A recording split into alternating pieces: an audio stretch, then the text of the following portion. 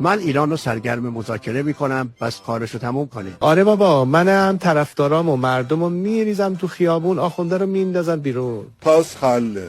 طلوع شیران. במערכה. סול האיום הגרעיני, סול האיום הטילאי. ناز شستت بنی. پس مردم میان دیگه، تا آخر میمونی دیگه. حتما میمونم و نمیذارم این آخونده حکومتشون رو ادامه بدن. محل بازی بچه هاست، پارکیه که بچه ها بازی میکردن. قربون کله زردت برم من.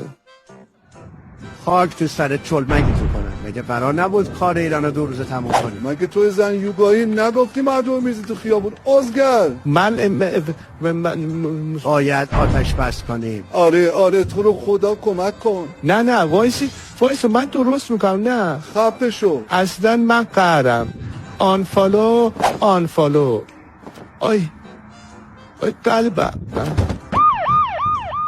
چقدر بهت گفتم این شرورای امیددانا رو گوش نده. دیدی هیچکی نمیخواد تو شاه بشی. مردم ایران که هیچ سلطنت طلبان باهات نیستن. مردم ایران دارم براشون